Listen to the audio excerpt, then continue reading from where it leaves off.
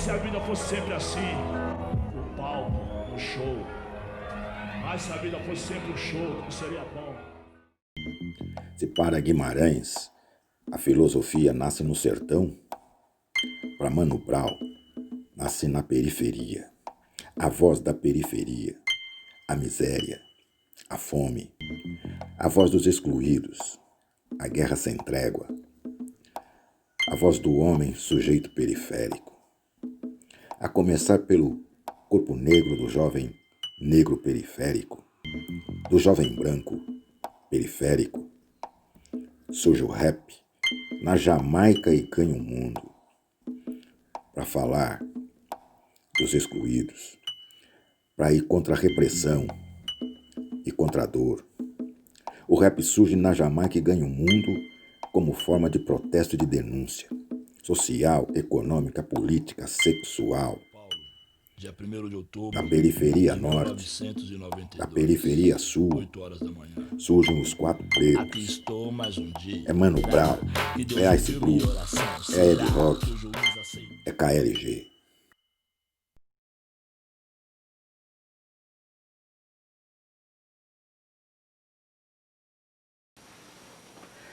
Sobrevivendo no Inferno é talvez a mais perfeita obra de Racionais MCs desde os anos 90, desde os anos 60, marcando exatamente esse momento da MPB. Desde a MPB dos anos 60, sem sombra de dúvida, Sobrevivendo no Inferno destaca-se com muita característica e muita presença pelo seu lado de protesto, pelo seu lado de luta, pelo seu lado de característica de mostrar exatamente uma necessidade maior de uma grande sociedade, né? Ou seja, de uma sociedade marginalizada, de uma sociedade que está preterida, ou que é preterida pelo grande centro, né? Este lado periférico, o homem periférico, que é exatamente o sujeito periférico, que caracteriza, sem sombra de dúvida, a grande análise de Mano Brown e os outros três dentro desse contexto de Sobrevivendo no Inferno. Tá? Eu poderia dizer aqui, sobre as palavras de um grande professor lá de Pernambuco, que diria exatamente o seguinte: os Racionais produziram a mais radicalmente engajada obra da história da MPB, incluindo aqui a música produzida nos anos 60. O que no limite altera o próprio significado do termo representação artística. Como afirmou Mano Brown em 1998, em entrevista à revista Showbiz: não sou artista, artista faz arte, eu faço arma. Ou seja, eu sou terrorista. Portanto, em Sobrevivendo no Inferno, a ética atravessa a dimensão estética de tal maneira que, em seus momentos de maior contundência, o valor da obra deve ser calculado por sua capacidade de literalmente salvar vidas. Esse é o grau de radicalidade desta grande produção de Racionais MCs. Né? A luta pela justiça, a luta pela forma de apresentação, marca exatamente toda essa capacidade, né? Esse lado voltado para o lado mais bíblico, voltado para o lado mais interiorizado do grande ser, né? Mais interiorizado da figura, né? Então, exatamente, nós temos aí esta presença verdadeira e clara, né? Desse estágio que é um estudo profundo, inclusive da própria sociologia no espírito brasileiro. Ora... E aí, beleza? Eu sou o Danilo Dias, eu tô aqui para fazer uma breve reflexão histórico-sociológica acerca do álbum Sobrevivendo no Inferno dos Racionais MCs de 1997. Então, antes de começar a minha reflexão, eu quero, antes de tudo, resgatar um pouco do cenário que era os anos 90 dentro do Brasil e, sobretudo, a cidade de São Paulo. Os anos 90 ele é marcado como um período de consolidação da democracia, que por sua vez vai dar vazão a uma série de demandas sociais que antes, no período autoritário, no período da ditadura, não era possível que essas demandas se manifestassem de forma muito clara. E quando a gente se refere, sobretudo, no período FHC, no segundo período FHC, no segundo governo, a gente reflete sobre um período de diversas crises, né? Um advento de políticas neoliberais, de redução das políticas públicas, de uma série de apagões, desemprego, fome, que são fatos que vai permear praticamente todas as faixas ali do álbum Sobrevivendo no Inferno. E trazendo isso para a periferia, é que é possível visualizar um pouco desse cenário mais amplo dentro de uma esfera mais micro. Então, dentro da periferia de São Paulo, a gente vê a completa ausência do Estado, que por sua vez faz com que prolifere esse espaço muitas vezes hostil, né? Esse inferno. Então, a própria ideia Sobrevivendo no Inferno faz referência um pouco desse cenário hostil, que é o que os MCs, né, estão vendo que se reflete a periferia de São Paulo naquele período. E hostil, sobretudo, para a população negra, que é a população que compõe aquele cenário. Então, a denúncia do racismo, a denúncia racial, é outro elemento muito forte que pauta as faixas do disco, que é manifestado, sobretudo, a partir da violência policial, né? Então, tá aí outro personagem importantíssimo para entender Sobrevivendo no Inferno, que é a polícia e todos os outros temas que envolvem o cenário, seja a droga, a violência, o tráfico, igrejas evangélicas, enfim, são aspectos locais que configuram um pouco o espaço das periferias da cidade de São Paulo, que é até uma forma de unificar, né, todas as periferias que têm uma coisa em comum, que é justamente esse espaço hostil na qual se reflete o álbum. Então, basicamente é isso que eu queria trazer aqui, uma breve síntese sociológica acerca de Sobrevivendo no Inferno. Espero que tenha ficado claro. Até mais. Ora, em Sobrevivendo no Inferno, nós vamos ter aí uma trajetória um tanto quanto interessante, que ele começa com um trabalho que é Jorge da Capadócia, que na verdade é uma oração a São Jorge, né? E evidentemente ele começa com Ogunhê, né? Como se estivesse a saudar o grande orixá da luta, o grande orixá do ferro, que é de orientação afro, né? Então, obviamente interessante ao saudar Ogum ou São Jorge da Capadócia, né, nesta oração ao Jorge da Capadócia, que inclusive foi musicada por Jorge Benjor e cantada por tanta gente, como inclusive Zeca Pagodinho, né? Então, exatamente observemos isso, né? Esta oração, este pedido, né? E a oração é muito interessante porque ela diz exatamente o seguinte, né? Que estou vestido com as roupas, né? Com as roupas de Jorge, né?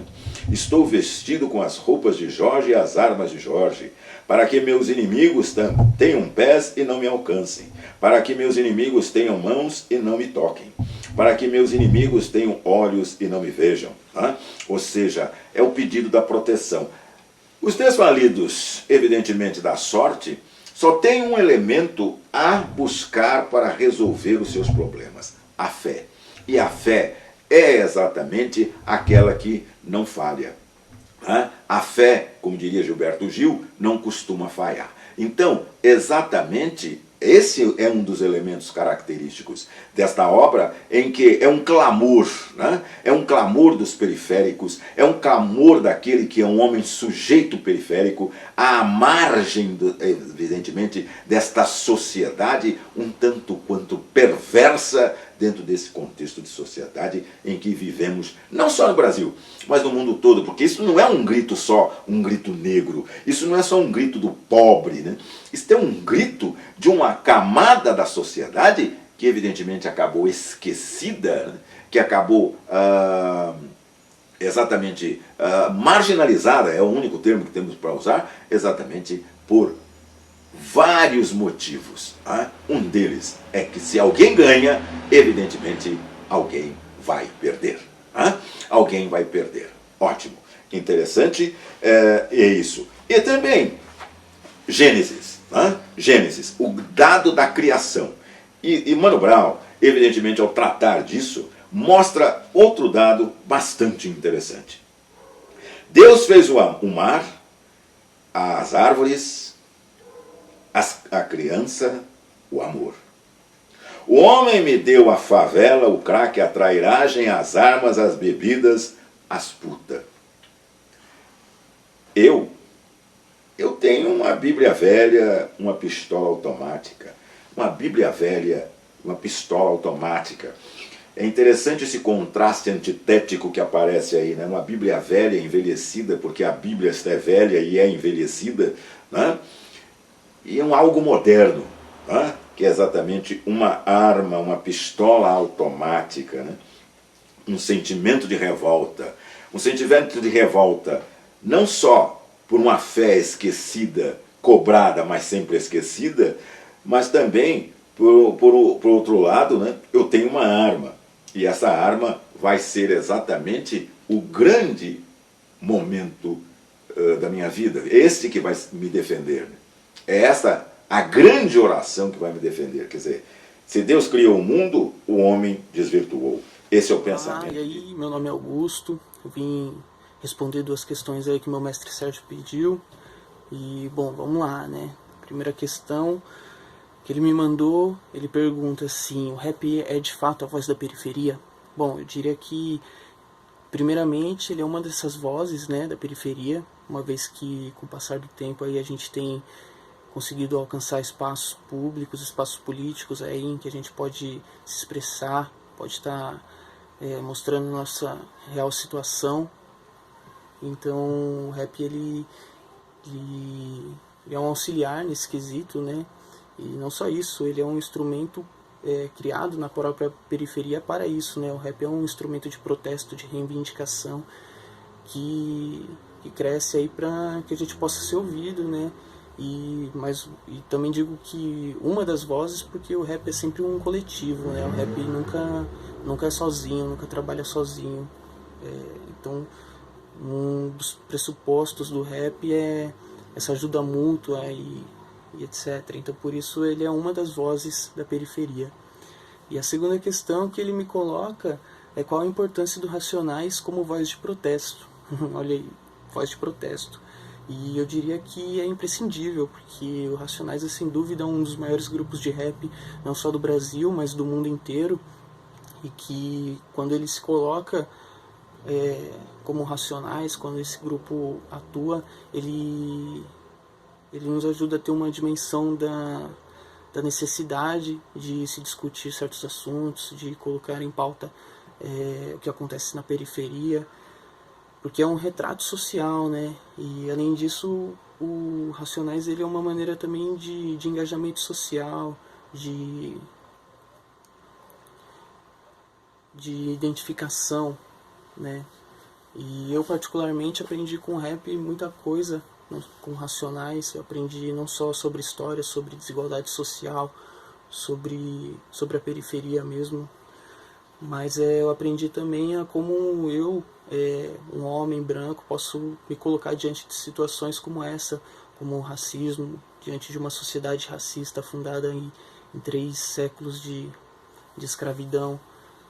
Então, Racionais para mim isso, é o maior grupo de rap do mundo e imprescindível em questões políticas, psicológicas, sociais e tudo mais. Esse é o pensamento de Mano Brown. E estou tentando sobreviver no inferno. Né? É bom que se mostre que sobrevivendo no inferno nós estamos no gerúndio. E o gerúndio é o momento presente, portanto é sempre presente para esse pessoal. Né? Para esta marginalidade é sempre um dado presente dentro desse contexto. Muito bem. Capítulo 4, versículo 3, tem uma passagem bastante interessante em que ele faz aqui uma série de estatísticas, né, dentro desse contexto. Né? A minha intenção é ruim, né? Esvazia o lugar, eu estou em cima, eu estou afim, 1, 2 para tirar. Né?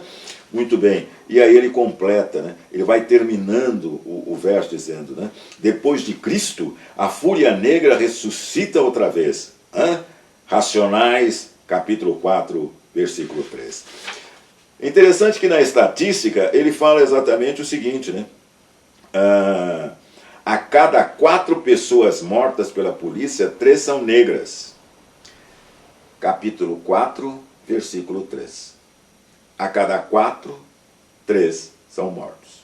Ou seja, ele associa esta vida, né? Esta vida da diferenciação que faz, inclusive, aquele que foi feito para te proteger e na verdade não protege, é exatamente, pela visão de Mano Brown, aí exatamente ele faz um trocadilho bastante interessante e filosófico, né? Dentre 4 mortos, 3 são negros, capítulo 4, versículo 3. Essa visão religiosa, né? Esse dado religioso coloca exatamente não só a posição de Mano Brown, mas como uma posição de que nem as igrejas, nem a fé, nada disso tem resolvido o grande problema dentro do contexto desta marginália que ele mostra, né? Marginália que eu estou querendo dizer aqui não é sentido de bandidagem, marginália daquele que foi marginalizado dentro do contexto de uma sociedade perversa como esta sociedade do mundo ocidental. Muito bem, ótimo. E ao folhear o livro, né, nós vamos encontrando coisas muito interessantes, como estou ouvindo alguém me chamar. Ai, mano, o Guina mandou isso aqui para você. Estou ouvindo alguém me chamar, alguém gritar meu nome. Parece um mano meu, é voz de homem. Eu não consigo ver quem me chama. É tipo a voz do Guina. Não, o Guina está em cana. Será? Ouvi dizer que ele morreu. Sei lá. Estou ouvindo alguém me chamar, é como um grito de clamor, né?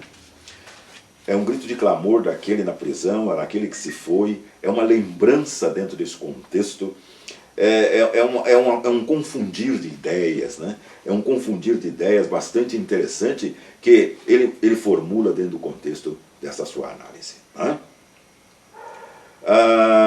A interrupção do ciclo perpétuo de mortes, né? Também é uma das características, né? Dentro do contexto da obra, né? Então, diz o texto muito interessante, a postura adotada nesse curso é muito mais cuidadosa e humilde que a anterior. Quando nós começamos a observar aqui exatamente essa trajetória, né, deles, depois principalmente da metade do livro, que é Diário de um Detento, nós vamos começar a observar que eles na verdade, estão buscando mais o quê? Uma postura diferenciada daquilo que eles já tiveram dentro do contexto da sociedade e da música, quando eles eram muito mais agressivos, né? Rapaz comum, né? Um rapaz comum, né? Parece alguém que está me carregando perto do chão, né? Parece um sonho, parece uma ilusão. Eu sou um rapaz comum, né? Daquele que ouve jogo, né? Meu Deus, eu não sei mais o que é pior. O que é pior? Mentir a vida toda para si mesmo ou continuar a insistir no mesmo erro? Me lembro de um fulano. Mata esse mano. Será que errar dessa forma é humano? Errar, o craque, o clique, o ratatatá, tudo isso faz parte desse universo em que exatamente Mano Brown e os outros 3 marcam presença dentro do Ed Rock, por exemplo, o KLJ, né? Mostram exatamente dentro desse contexto. Em Diário de um Detento, evidentemente, é o grande momento, né? E o apocalipse exatamente de cento e tantos que faleceram naquela desastrada intervenção dentro da casa de detenção em São Paulo, né? Cuja a grande maioria dos mortos ali, segundo a própria estatística nos mostra, segundo a própria descrição da polícia, é que eles ainda não tinham sequer tido um pronunciamento. Quer dizer, será que eles eram realmente pessoas que mereciam estar ali? Não estou aqui a julgar a atitude de ninguém, mas evidentemente foi para detenção e lá estava como se fosse um depósito. Alguém me perguntou certa feita se isso não seria uma higienização social. Não deixa de ser, né? Não deixa de ser, né? E há momentos muito altos dentro desta narrativa de Diário de um Detento, e pela primeira vez nós vamos ter aqui uma obra que não pertence a Mano Brown ou pura e simplesmente ao conjunto, ao grupo de 4. Jocenir, que foi o cara que deu mais subsídio para a formação desta poesia muito interessante, e outros que tiveram participação aqui. Então é uma participação coletiva. Essa participação coletiva faz com que o grupo e Mano Brown comece a pensar exatamente que periferia é periferia, né? Periferia é periferia. Então é muito importante que se junte as periferias, que se unam as periferias. Periferia, univos. Essa seria exatamente a grande ideia de Mano Brown. Para quê? Para que pudesse exatamente lutar juntos, né? Pudesse brigar juntos, né? Pudessem estar juntos nesta luta exatamente pela sobrevivência, né? Mais até do que a própria subsistência, né? A sobrevivência, melhor dizendo, é a subexistência, né? É subexistir, né? Ele está, na verdade, melhor dizendo, existindo. Né? Muito bem. Homem é homem, mulher é mulher, estuprador é diferente, né? Toma soco toda hora, ajoelha e beija os pés e sangra até morrer na Rua 10. Rua 10 era um canto que tinha ali, lá onde eles evidentemente exemplificavam aqueles que eram estupradores, né? Então ele vai narrando em Diário de um Detento tudo aquilo que foi exatamente a miséria que passaram, né, naquele momento, né?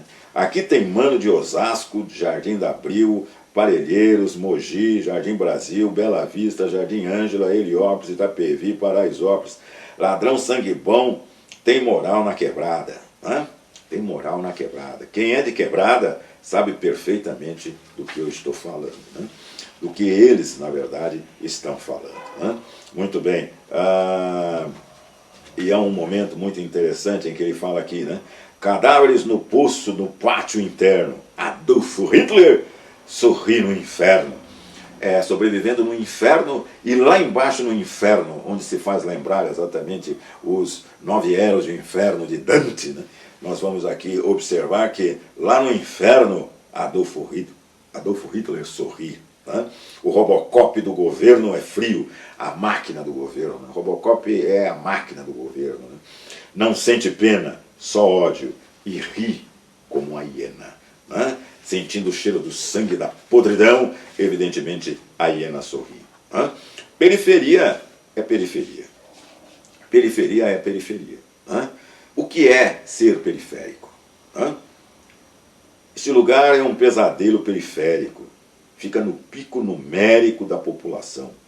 De dia, a pivetada a caminho da escola. À noite, vão dormir enquanto o mano decola na farinha, na pedra, usando droga de monte.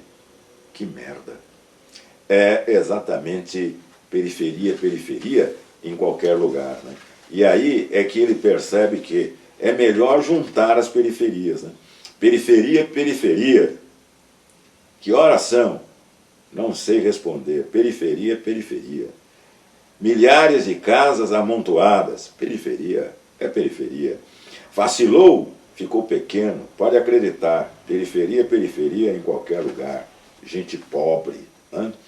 Gente pobre, periferia. Deixa o crack de lado e escute o meu recado. Hã? Muito bem.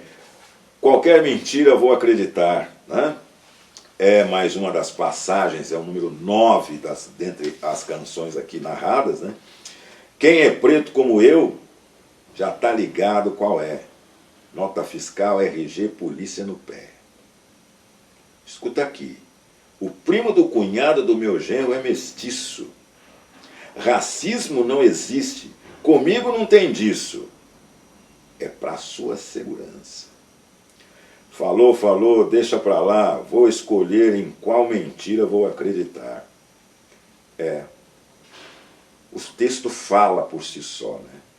Fala por si só, exatamente, nessa composição onde aparece Ice Blue, onde aparece KLG, né, KLJ, melhor dizendo. Aqui nós vamos encontrar vários deles a mostrar, né, a economizar, como eles mesmos dizem, o meu vocabulário não tinha o que falar, falava o necessário.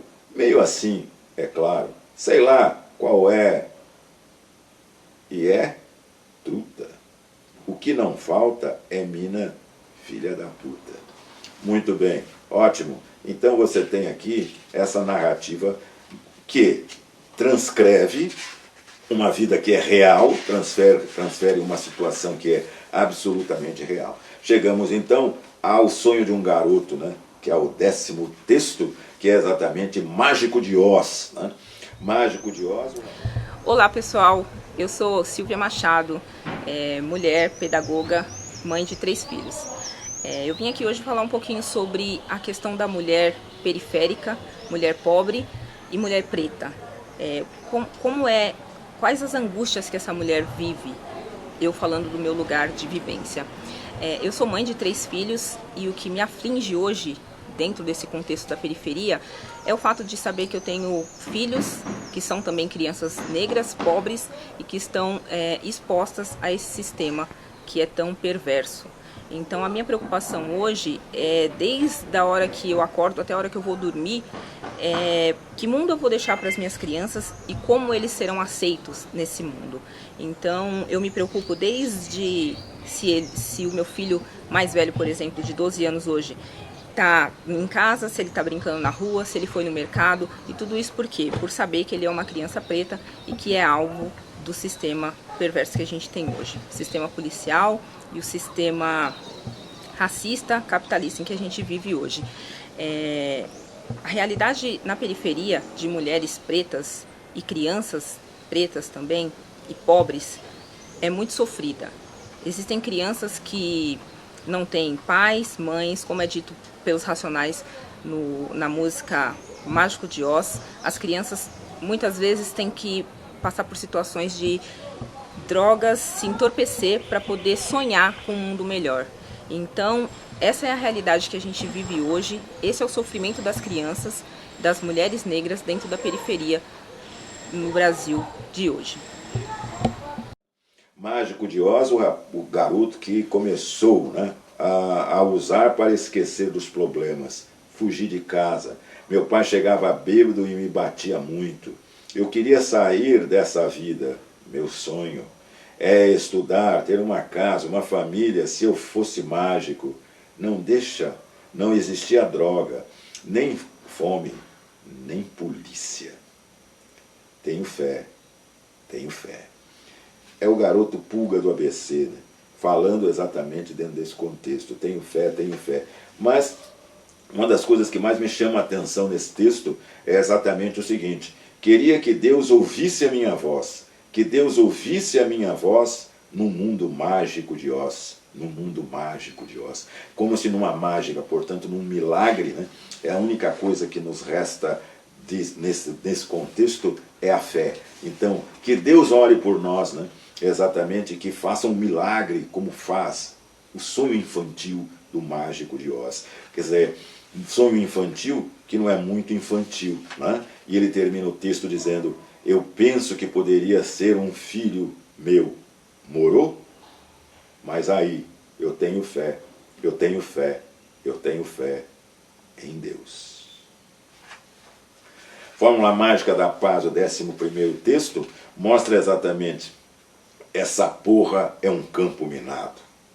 Quantas vezes eu pensei em me jogar daqui, mas aí minha área é tudo o que eu tenho e minha vida é aqui, eu não consigo sair, né? Fórmula Mágica da Paz, num sonho de que todo mundo gostaria de ter uma paz profunda, né? Mas a paz não nasceu para todo mundo, assim como a democracia não nasceu para todo mundo, assim como a riqueza não nasceu para todo mundo. Esse que vive no limite do lixo e do luxo, né? Parafraseando Décio Pinhatari no seu famoso poema concreto, exatamente nos mostra que esse limite, né? esse limite da pobreza absoluta, né? Que está aqui, né? Nesta periferia à margem de todos os contextos, né? nos mostra exatamente que não é possível esta paz, como não é possível exatamente este milagre, né, a ser feito pelo mágico Dios. Né? Então, exatamente, você vem observando, né, dentro desse contexto, a saudação final, que é exatamente salve. Né? O salve, em que ele chama exatamente todas as grandes comunidades, não só de São Paulo, mas comunidades de várias regiões do Brasil. Né? Eu vou mandar um salve para a comunidade do outro lado do muro. As grades nunca vão prender o nosso pensamento, mano. Grade prende pessoas, pensamentos não. Se liga aí, Jardim Ivana, Parque do Engenho, Gerivá, Jardim Rosana, Pirajussara, Santa Teresa, Vaz de Lima, Parque Santo Antônio, Capelinha, Promorar, Vila Calu, Branca Flor, Paranapanema, Iaracati, Novo Oriente, Parque Arariba, Jardim Ingá, Parque IP, e aí ele chama todas as grandes comunidades no contexto da sociedade de São Paulo, mas que valeria perfeitamente para todas as sociedades do Brasil. Bairro dos Pimentas, Brasilândia, Jardim Japão, Jardim Hebron, Coab 1, Coab 2, São Mateus, e aí vai, Mangueira, Borel, Cidade de Deus, vai o Rio de Janeiro, e aí DF, Expressão, P-Norte, P-Sul, né? E aí, pessoal do Sul, Restinga, e aí, Quebrada, Zona Noroeste de Santos, Rádio Favela, BH, e ele chama todas, né? Todos os DJs, todos os MCs, exatamente, e para todos aqueles que querem jogar minha cabeça para os porcos, aí, tenta a sorte, mano, né? Aí, ladrão, tô saindo fora, paz.